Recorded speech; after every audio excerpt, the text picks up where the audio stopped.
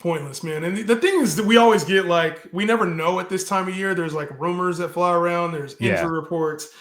One of the heavy rumors that came out over the weekend, actually, I saw this report a couple earlier in the week, and somebody that was covering the Commanders team said it wouldn't be a surprise if Brian Robinson was flat out cut before the season starts. And I was like, damn, that's a pretty strong take to have, like, he's a starting running back. And then over the weekend, we got rumors that Brian Robinson was being shopped.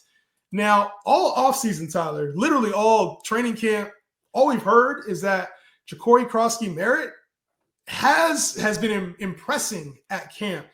We haven't really talked at all about him, but if Brian Robinson, who's a third-round pick out of Alabama, he's in a contract year, if he's moved, there's a wide open opportunity on this team because Austin Ekeler is more of a, he's a PPR back and a little older. What's going on with this Commanders running back room, bro? Specifically, let's start off with Jacory Croskey-Merritt.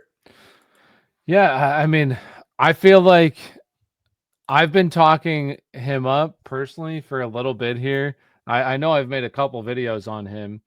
And the reason being is, like, you just look at this backfield, and I understand Austin Ekeler used to be one of the top players in fantasy football not too long ago, but age, also he's getting up there. They want him clearly in a not to be the lead back, just more of a pass catching back type of role. Brian Robinson was in that last year, and he looked decent for like the first part of the year, and then later he ended up getting hurt and just wasn't quite himself. But I'm pretty sure both these guys are in the last year of their deals, so like they could be gone. And then you have Jacory Croskey-Merritt that he didn't get high capital. He was 7th rounder, but a large part of it was because I think he was a JUCO, and then not last year, but the year before he went to I believe it was like New Mexico State or something like that. I forget, New Mexico.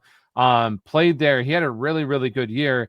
And then last year, I want to say it was senior year, so maybe last year of eligibility, he had eligibility problems, and then he couldn't play the whole year. So really, you have like 1 year in FBS of really film on him. So that's why but some big, I don't want to say big time scouts, but like people in the industry that I really, really trust, who I think are very good at breaking down film. There's a couple of them that were very high on Jacory Croskey-Merritt and just thought he was just in an unfortunate situation with everything that transpired. So he's been somebody that I've been watching, and I also think he landed in a great situation. Now, I will say, I don't think he has big time receiving upside. He's more of a bruiser, but that's maybe why they don't care about moving on from Brian Robinson, because he'll fit in that role perfectly. And I also think it's a really good role linked to, next to Jane Daniels, who we've seen run the football and have all this success. So he is somebody that if you were to ask me, Ollie Gordon or him, JCM, I would definitely take Jacory Croskey-Merritt just because I think there's a better path to opportunities like week 1 it could happen.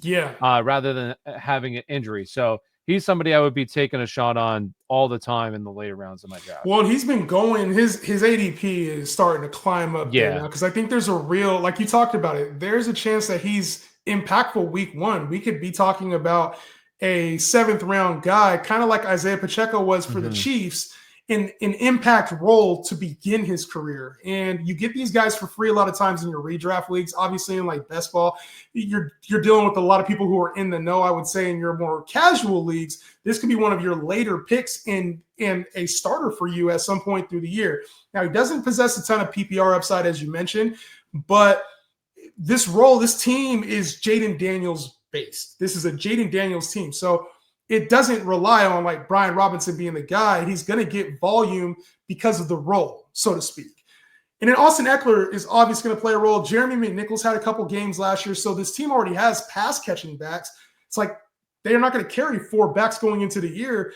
There is a real chance that Brian Robinson does either get cut or traded. So I don't know. As far as Brian Robinson, though, where are you drafting him? Because I think that becomes even more risky. Like there are some teams that need running backs right now. You talk about like the Houston Texans probably could use a running back if the Joe Mixon stuff is legit. You got the Bears who are dealing with like, they don't obviously like Rashawn Johnson doesn't look like he's part of their long-term plan. So Brian Robinson can go a couple different places. I think for now you have to kind of start to bump him down. Unfortunately, he's not a pass catcher. It doesn't look like the Commanders are invested in him. So I think for me, Brian Robinson has been this guy who's been at the end of the RB2s, high end of the RB3s. I might look for more upside than Brian Robinson at that point. Yeah, the biggest problem with me, like I've never, honestly, I have very, very few shares of Brian Robinson, even like best ball. I don't have any so far in redraft. The biggest problem for me is just been where he's been drafted, because I have a lot more Tyrone Tracy and like Travis Etienne in that range. Caleb Johnson even's kind of going around him, and some wide receivers like Ricky Pearsall. Matthew Golden's been a big one that I've drafted a lot of. So I would move him down, but like he's just already been somebody that I have lower than where he's currently going. That I'm not moving him down a whole lot further just because he's already kind of down for me. But I just have no interest. I think that there's other guys that you can draft that have a higher upside, and maybe he ends up getting traded to a really good situation or something. But he's just somebody that I would have really. I think I would just rather have, like you talked about, the receivers in that range. I'd rather go get a tight end in that range, a quarterback in that range, or just like wait until we get to the Braylon Allens of the world, the Trey Bensons of the world, the Tajay Spears. Like, give me something with more upside. The only good thing I could really see is if in a week, it would be bad for me because obviously I've been on the Joe Mixon train, but like if for some reason he goes to Houston, I think that there's a little bit of upside there, like in a starting role. So, or if there's an injury to a running back here over the next few weeks, like I think maybe that would be the only intriguing thing. But for me, I'm kind of out on Brian Robinson at cost. And like you mentioned, I ain't really been in on Brian Robinson. I know he's an Alabama back, and like maybe we're hoping at some point it clicks for him like it did with Derrick Henry. I just don't see it. I think he's been very.